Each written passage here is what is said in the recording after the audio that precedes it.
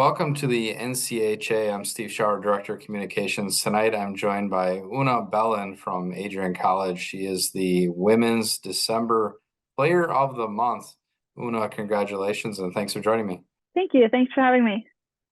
Une, I want to run through a couple of numbers so our viewers understand just how impressive the month of December was for you. You led all players 13 points, 9 goals, 2.25 goals per game, over 3 points per game, 2 game-winning goals. You had tied for your assists per game. You had a power play goal, a hat trick, plus 10 on the ice in 4 games. The numbers are pretty mind-blowing there when you read those back to you. When you hear those numbers and you look back on the month of December in those 4 games, talk about that success for you individually and what does that mean? I mean, it's always fun to score goals and put up a lot of points, but for me, the most important thing is that the team wins. And I don't think personally I will be happy if I put up 10 points a game and we still lose. When you look at that, you talk about winning and how important that is. Adrian went 4-0-0, and 2 of those games were conference wins. How important has it been for the team, really, as a unit, to focus on winning so far this season? Oh, it's our main focus always. We are a program that wants to be on top and has a history of being on top, especially in the NCHA. So every year we come in with the mindset that we want to win, we expect to win, and if a team's going to beat us, they're going to be good. When you look at yourself individually, so far this season, obviously very successful, but you look at the month of December, you had a game with 4 goals and 2 assists. You scored multiple goals in 3 of those 4 games. What for you, mentally or just physically on the ice has got you clicking so well to be able to put the puck in the back of the net? For me, it's mostly not focusing on points or worrying about putting up goals. It's most important to have fun. As I said, focus on the team win and doing the little things correctly. And I believe that if I keep doing those little things correctly, eventually the goals and points will come.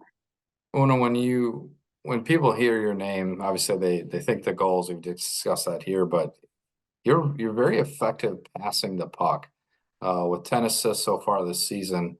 What does it take for you to be a leader of this team, to be balanced offensively, so that the defense obviously have to key in on you, but to be worried about your passing abilities as well?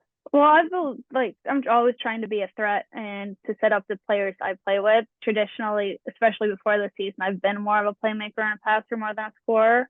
And I've been lucky enough to play 4 years with my old line mate who just graduated this year, Betty Van Roden, who obviously was an amazing player. And now I'm trying to step up and take some of the responsibility that I feel like we shared last year. With her and some other people graduating, it has given room for more other people to step up.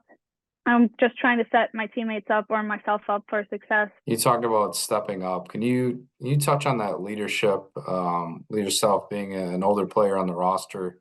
What have you had to do from a leadership standpoint to step up and rise up to guide some of the younger players, or just to be that person that everybody looks to? Our team has a lot of leaders, and I feel like everyone kind of took their role pretty naturally. We have 2 great captains in Maya Roy and Carmen Anderson who have stepped up and led this team. For me, I feel like it comes natural. I don't have to say too much. I try to lead more by example. And if I say something, I feel like it holds more power if I don't say too much all the time. The younger players that have come in settled pretty quickly into the team. They have stepped up and they are delivering good things on the ice. So I feel like our team as a whole is just a bunch of leaders who try to come together to do something good.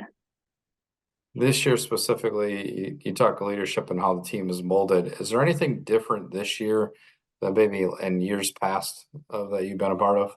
Not that I can think of. I think we, as a program and team, are pretty consistent years in and years out. Obviously, we lost some big players, especially in Betty Van Roden, but other people and players have stepped up to cover that pretty good. And I feel like we are a good team that still has great things to deliver. I want to talk the NCHA right now, and you look at the standings, yourself, Lake Forest, St. Norbert tied atop with 18 points. Aurora's just 2 points back. Really, really tight race amongst those top 4 in the top half of the league. What does Adrian need to do to consistently stay atop in that first place spot, but then to win that regular season title in the Continental Cup? I think the biggest key for us is to keep pushing each other in practice every day. We try to say that you play against some of the best players in the country. We have a history of winning the NCHA, but that doesn't mean it's going to come easy. There's other programs that have done great things and taken huge steps in the past couple of seasons that are giving us a real run for our money. So to not get complacent, focus on the little things and not expect everything to come easy for us. When you look at Adrian nationally on that stage, I mean, you guys have been ranked in that kind of that mid 6 to 10, ranking throughout the season. You recently took a trip to the Carolinas. When you went down there, talk about that trip, the experience with the team, but maybe playing a different style of hockey in a different part of the country. Oh yeah, the trip was amazing. We were lucky to get to go to South Carolina. I've personally never been. Playing against two NCHA schools who face good teams most of the year. We have never played either Williams or Bowdoin, so that was really exciting. They're really defensively sound. So even though we were able to put up around 50 shots a game, we struggled at least in one of the games a little bit with scoring and went to overtime. So I think the key for us the rest of the season is just capitalizing on our opportunities. Before you took that trip, you played in Italy. Can you talk about Yeah, that whole trip and playing their national team and just that experience, what that was like to be able to make that trip overseas? personally, I did not go on that trip. Okay. I am from Europe, so I went home to see my family instead. But from what I've heard, it's been a great experience for the girls. Them and their families have never been to Europe, so that was a great opportunity to see a different part of the world. There was some great team bonding, and of course, the games were fun. They ended up coming home with one win and one loss in two tight games. And international hockey is a little bit different than NCAA hockey. There's some different rules and all of that. So I think that was a really fun experience for the girls. Yourself being from Norway, were you able to take some of that European experience or knowledge to share with your team before they took that trip? I tried giving them a heads up a little bit about what rules were different and stuff like that. They ended up drawing a penalty off the goalie playing the puck in an area where she wasn't allowed to. But other than that, I think they did great transitioning to both the different playing style and different rules. Can you touch on being from Norway, your kind of journey of hockey and how you grew up to get into the sport and then make your way to Adrian College? Yeah, I started playing when I was 4 years old. My mom actually played hockey and my older cousins played. So I started playing and skating when I was 4 years old, played boys hockey until I was 12 when I started playing on the local women's team. And it's a little different playing in Europe than playing in the US. There's not nearly as many people or players. So when I was 12, I was playing on a women's team with girls that were 19, 20 years old. And then when I was 18, I played again, started playing with the boys team again to get a little experience. I had played in the women's league for a couple of years and I wanted some more challenges. So I played on a boys team. But then I moved to Canada to go to Ontario Hockey Academy for a year, where I got recruited to go to Adrian.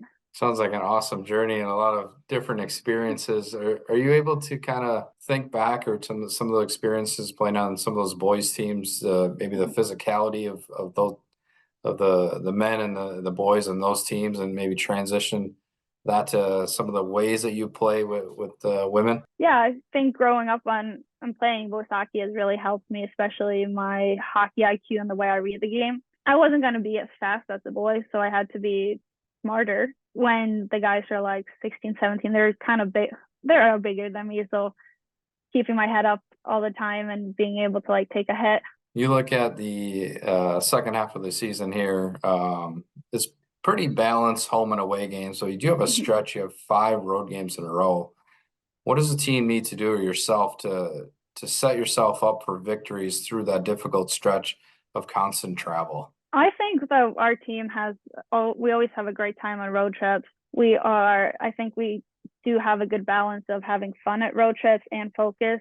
It's not just focused on hockey. We also have some fun things. And I feel like we are in good enough shape to where, yes, we have some bus trips, but that shouldn't affect us in like the game. I've asked this question before, and the response is always one game at a time, one practice at a time. But when you look at this second half of the season and the next Mhm. coming weeks, there's a weekend in start of February against St. Norbert. Is that Mhm. circled a little bit more than some of the other games, just knowing that that might be the weekend that separates you from title championship team to maybe not? Something to look forward to. It's always fun playing those top teams, and we're always excited to play St. Norbert. They always give us a good run for our money. And last year was two tight games on the road, so we're excited to play them. Last question for you, Coach Skelly. What's been his message so far this season? You guys have been really successful. Is it just continuing that on, or is there a couple of tweaks here or there that you're trying to focus on here in the next coming months? So just focus or just continue pushing, getting better every day, taking it step by step, not getting ahead of ourselves. Obviously, we are a team that has a goal of winning championships. We're not going to win that championship without taking it game for game and focus on the details and capitalizing on our opportunities right now. Well, again, Una, congratulations on the December Player of the Month. Appreciate your time here tonight and joining me, and good luck the rest of the way. Thank you. Thank you for having me.